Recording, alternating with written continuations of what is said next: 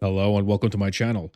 So Battlefield 6 has finally been released, and today I'm going to show you guys how to get the absolute best performance and image quality so you can go from this to this, along with testing the highest end PC to see how much performance we can get. So let's get straight into it. First thing you'll need is to download Nvidia Inspector. We're going to use this to turn on resizable bar or ReBAR for GPU performance like the past Battlefield titles. Next, download the config files from my Google Drive. And finally, VibranceGUI. This little program adds digital vibrancy to games and applications at no performance cost. Links for all three will be down in the description below. And now on to the good stuff. All right, so the first thing we're going to do is not open that. Come to your start button and type in game mode. And if you don't have your game mode enabled, go ahead and enable this. All it does is it allocates more CPU and GPU power to the game. Basically, Windows adjusts the thread priorities to favor gaming processes and limits background stuff like services and non-essential tasks. So having this on will help, especially a lot of lower end and mid-range PCs for game performance. Next, go to your graphics, and there's going to be a list of applications and games here. However, if you don't see Battlefield 6 here, you could actually manually add it. So click Browse, and then go to where your games are installed. So for me, it's in Steam, Steam Apps, Common, Battlefield 6, and then choose bf6.exe, sorry. And once that's added, press Options, and then if you have a laptop or an iGPU installed with your laptop or desktop CPU, make sure your integrated graphics is not enabled here, and you click the high performance option, which is your dedicated graphics card, and click Save. Okay, and once that's done, go to change default graphics settings. Make sure hardware accelerated GPU scheduling is on. Now, this is typically fine to be left on all the time. Battlefield's official requirements do say to have this on, so it's just going to help with game performance and reduce latency. And also, if you're using frame generation, this is a mandatory option, so you have to enable this for frame gen. Variable refresh rate, most games already have VRR by default, or you could have VRR in the Nvidia control panel. However, for a lot of older games, having this on can help. I'm not sure exactly which ones, but there's no harm in having this on anyway. Optimizations for windowed games, this one's pretty big. So for Windows 11, a lot of DirectX 10 and 11 games can now use borderless windowed mode with lower latency. This uses the new flip model presentation that drastically lowers the input lag of having borderless windowed mode in these games. DX12 games already have optimizations for that, but this is just good for any games that you're running in DX11, which a lot of multiplayer games still do. So if you like playing borderless windowed, go ahead and have this on. All right, now we'll move on to the Nvidia control panel settings. Okay, so go ahead and open up your Nvidia control panel, and you're going to come over here to manage 3D settings, global settings, and I'm just going to have you guys copy all of my settings in here. There's not too much to do in the Nvidia control panel, and I'm not going to clickbait you by telling you that you're going to gain like, I don't know, 360, 500 FPS, like a lot of those clickbait thumbnails. I am just going to have you copy my settings, but I will go over some of the important ones in more detail just so you guys can understand. So go ahead and copy all of this stuff, and then come down to where it says max frame rate, or actually low latency mode. And certain games will not have NVIDIA Reflex, and for those games, you could actually turn this on to lower input lag. Now, this will have to be tested on a game-by-game basis, so if you do have to use it for a game, you could do it in program settings. Go ahead and find a game in this list, and let's say for Overwatch 2 that I wanted to add low latency mode, I could do it from here, right? And then the same thing goes for max frame rate mode. This is basically just a driver level frame limiter that you can use instead of in-game or RTSS. Those are the other options. For whatever reason, a driver level frame rate cap works better for frame time. You can go ahead and utilize that in here. The next option is monitor technology. I personally use G-Sync compatible because I don't like screen tearing. So yeah, just have G-Sync in here if you want the same result. Otherwise, you could use fixed refresh, and you could just leave it at that. The rest of this stuff, go ahead and copy, except shader cache. This thing, you're going to want to keep 100 GB. And the reason for that is that some games, I don't know the exact reason, but certain games, when you keep a higher shader cache size, if it uses driver level shader caching, the higher the storage in here, the better it performs. In the case of Elden Ring, there's much less stuttering if you keep a higher cache size here. So you can go ahead and try it out based on whatever games you play and see how it reacts to this. But in my experience, across a wide variety of games, nothing has happened with this. So just leave it on. Copy the rest of this, and vertical sync needs to be on if you are using G-Sync, because these two together are supposed to be enabled, and it will stop your FPS from going above your monitor's refresh rate. which will then reduce the frame buffer or render queue between the CPU and GPU to keep the latency low, and the screen tearing will stop, especially with reflex enabled in game as well to help with input lag. So that is how I prefer keeping it, but you guys are free to experiment with whatever you need based on your use case. And now we'll move on to the config files. All right, so for the config files, once you've downloaded these from my Google Drive, go ahead and open up the folder. First thing we're going to look at is the user.cfg file. And the first 5 commands are going to be for CPU. Now, if I'm being upfront with you guys, I found no difference in using these commands for 5600X and 9800X 3D. However, a lot of people did say that these commands helped them during the Battlefield 6 beta, and I can't really test for every single CPU, so I'm going to leave this in here, and you could put your respective performance cores up here and your threads down here and see if it actually helps you versus CPU performance gains. Otherwise, having it in here is not going to really harm anything anyway, so I'm just going to leave it in here for you guys. The thing that's actually going to help with FPS is the World Render Light Tile CS Path Enable. So this is going to actually give you some performance in the game, actual game, and I will show you side-by-side comparisons with and without config files after this. And the one thing you'll notice after putting this user.cfg in the game directory is that when you load into the game, the lights are going to be off. And this is only going to be in the firing range and the main menu. This is not going to affect the actual maps and the gameplay itself. So the simple fix for this is to just open the console command with the tilde key and copy paste the world render light tile CS path command. And instead of 0, just put 1, turn the lights back on. Again, this is only going to affect the firing range and the menu. It's not going to have any effect in the real maps. So if this does not bother you, you could just leave it to what it was. And if you don't want to keep doing this in the console command, you could just go back to the config file and delete this line alone. This stuff here is just going to help turn off motion blur and radial blur and any of the useless depth of field stuff. This is straight from Battlefield 2042, so I just thought I'd put it in here. And once you're done with this config file, you're going to paste this. You're going to copy this first and find where your game is installed. So for me, it's in Steam. So it's going to be in Steam Library, Steam Apps, Common, Battlefield 6, and then you're just going to paste it in here. I already have one, that's why I'm replacing it. But for you, there'll be no user configs in here. So just add it in here, and that's all for this file. Now we're going to go back to the configs folder. The second is going to be the profile save _ profile. Now I do have to give credit to Freethy for this. He's the one who made this file. So shout out to him. He's a pretty good optimizer on YouTube. You can check out his channel, and he'll have a Battlefield 6 video that's even more in depth than this for latency and other stuff, I'm sure. So what you're going to do is open this up in Notepad, and you're going to press Control-A and Control-C to copy all of this. And then you're going to go to Documents, Battlefield 6, Settings, and then find whichever client you have Battlefield 6 purchased on. For me, it's Steam, so I'm going to go in Steam. And this is your personal profile save _ profile file. You're going to right-click this, open in Notepad, and then you're going to scroll down until you find the, the last line of gstrender.ui upscaling. You're going to drag select up from this point on, and then press Ctrl-V to paste the one from Freethy's file. And then you could just press backspace to close the gap, and then save this. So all that's going to do is add all of his additional parameters in here, as well as some tweaks to turn off depth of field on the weapon and some other stuff that's pretty annoying in the game. And it should help with performance. And that's going to be it for the config files. Now we're going to open the Nvidia profile inspector I had you download. So go ahead and open this up, type in Battlefield, and then go to Battlefield 6. And you're going to scroll all the way down until you find the 5 comments section, and then go to ReBAR enable. It's going to be disabled for you, so just go ahead and enable it and press apply. Most Battlefield games have had this enabled in the past, so for some reason, I don't know why it's not enabled in Battlefield 6, but this does help with performance, so I highly recommend you enable ReBAR in this game. And once you've applied the settings, you could just exit out, and that's applied on a driver level. Now I'm going to show you the difference between the config file on versus off in-game. On the left side, we have config files with ReBAR set to off, and on the right, we have config files with ReBAR set to on. You can see that on the right side, by doing the config files and enabling ReBAR in Nvidia Inspector, we've gained quite a bit of performance, even on a mid-tier PC with a Ryzen 5600X and an RTX 4060.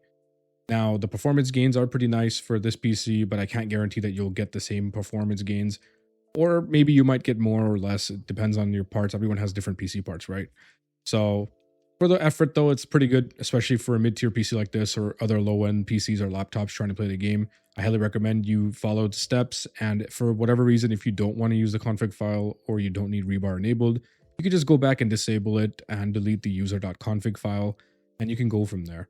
Now, both of these are using my optimized settings, and that's what we're going to move on to right now. So let's take a look. All right, so before we do anything in here, I want you guys to make sure that you have the latest drivers for your graphics cards, whether it's from AMD, Intel, or Nvidia.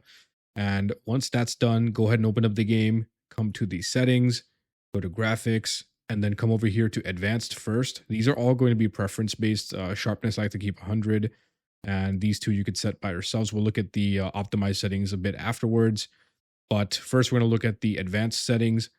Fixed resolution scale, I suggest you keep this at 100, which will be 100% of the resolution of your monitor. Frame limiter is pretty self-explanatory. If you need to limit frames, I highly suggest that you do. Go ahead and play a couple of games and find your average frame rate and then lock it to that so you get the best frame pacing and input lag and frame times. Next is going to be Nvidia Reflex. I'm pretty sure most of us are going to be completely CPU bound in this game. So if you are fully CPU bound, you can keep it enabled. However, if you're both CPU and GPU bound, you can keep it enabled plus boost. This is going to come at the cost of some FPS, but it will reduce input lag quite a bit. So if that is something that you want to do, then go ahead and keep enable plus boost, especially if you're GPU bound as well. And then the other big one is going to be upscaling technique. So for everyone who has Nvidia GPUs, I highly suggest you use DLSS. And then you can experiment with performance, balance, or quality based on your monitor's resolution.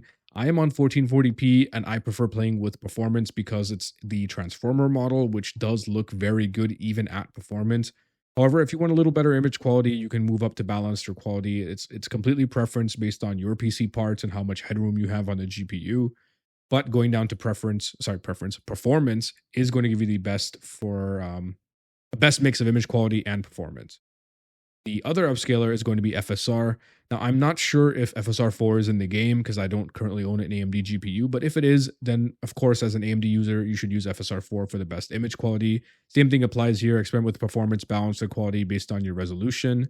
Next is going to be XeSS, and this is XeSS 2, by the way. So this does actually have pretty decent performance and image quality, so you can go through all of these different presets for upscale quality. Again, based on your resolution and your PC parts, however much performance you're getting. So I would highly suggest you guys go through all of these and see whichever one works best for you. And we are going to now look at the upscaler side by side so you could see the image quality and performance. All right, so I've laid out the upscalers from the left being the native TAA, the next being DLSS4 transformer model. After that is XeSS2, and finally FSR 3.1. So in this game, all of the upscalers are implemented actually quite well. Most of them are up to date with the latest version. I can't test for FSR 4 because I don't have an AMD GPU, but these are up to date as far as Nvidia and XeSS goes. They look really good, even FSR 3.1, which is typically the weakest out of the bunch across a wide variety of games. These upscalers are implemented quite well, and you could see that it looks pretty decent, even zoomed in this much at 720p, which is the performance mode. Especially compared to native 1440p all the way on the left with TAA. Now, TAA is going to have a bit of ghosting because of the temporal, nature of TAA. So I highly recommend for Nvidia guys to use DLSS 4 if possible. And for anyone else on Intel and AMD, of course, use XeSS and FSR. And for older Nvidia GPUs, I do suggest using FSR 3.1 if you're really struggling to get performance on 20 or 30 series graphics cards. So yeah, these are all very good. And now we're going to move on to the optimized settings. So let's head back into the game. Here we are back in the game, and we're going to go to the graphics quality settings. And in here are going to be the optimized settings I was talking about earlier. You guys can go ahead and copy this. This is going to be a good balance of visuals and performance. I've made it this way because I looked around Reddit and YouTube and I found a good mix of settings across a wide variety of data. And this would be the absolute best for, again, visual and performance balance. The game actually doesn't look too terrible, even at the lowest settings. So if you do need all the performance you can get, by all means, set it to the lowest graphics, and it still looks really nice. They made the scaling a bit, pleasant, I would say, because a lot of other games look terrible. Like COD, with the config files and everything set to low looks terrible. But this is much better than that. Of course, you're free to tinker with all of these as you wish. You could mix and match whatever you need for your PC. So yeah, go ahead and copy this, and that's going to be it for the optimized settings. And now I'm going to show you what they look like side by side with default settings on the RTX 4060 and 5090 PC, so you could see how the performance scales on two different PCs. First up is going to be the mid-range PC with a Ryzen 5600X and an RTX 4060. You can see that the TAA default settings completely hammer this PC, where DLSS optimized settings gives a good performance uplift, and the DLSS lowest settings add a little more on top. We are completely CPU bottlenecked here on Siege of Cairo.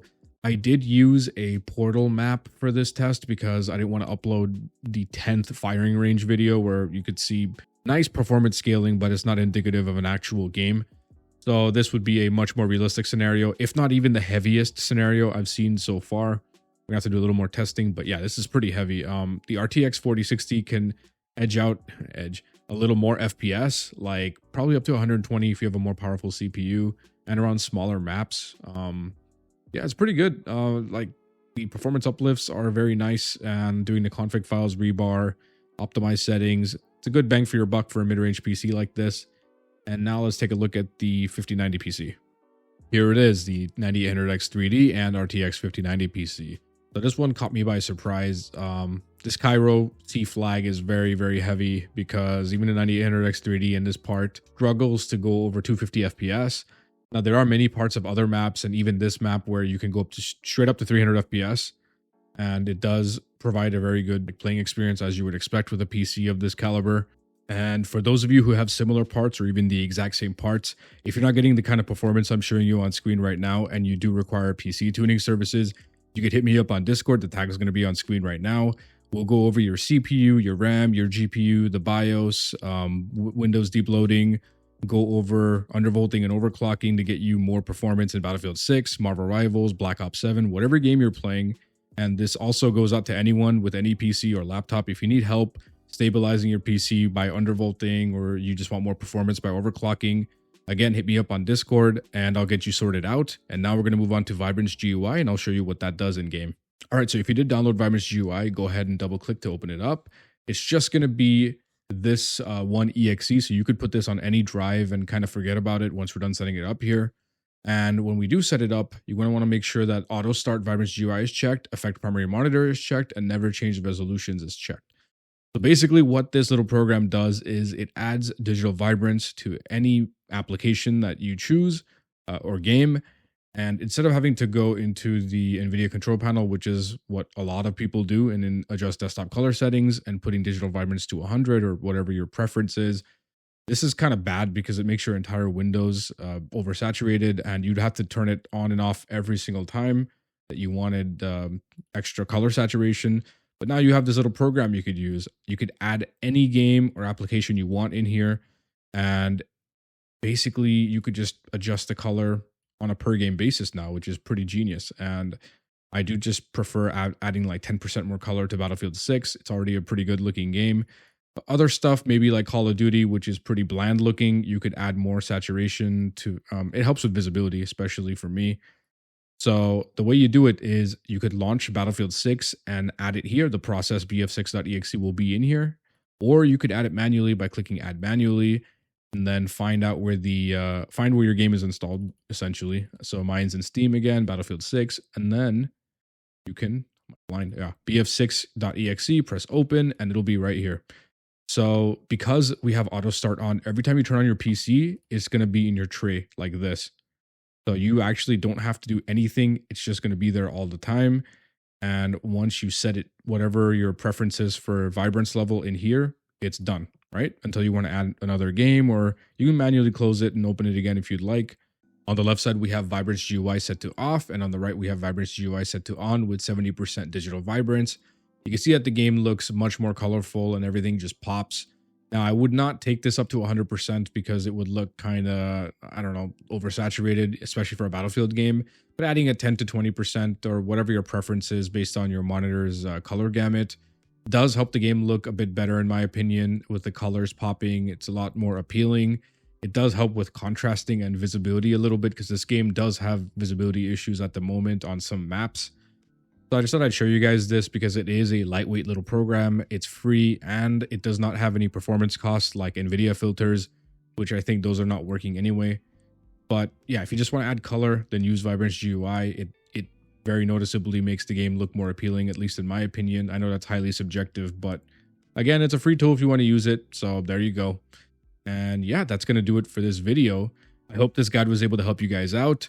And if it did, hit that like button and subscribe so you don't miss more guides, especially for Battlefield Season 1, which will have the rumored Battle Royale. I'm going to be testing that and making a guide ASAP, as well as Black Ops 7, Warzone, and any other game that requires guides. So stick around for that, and I'll see you in the next one.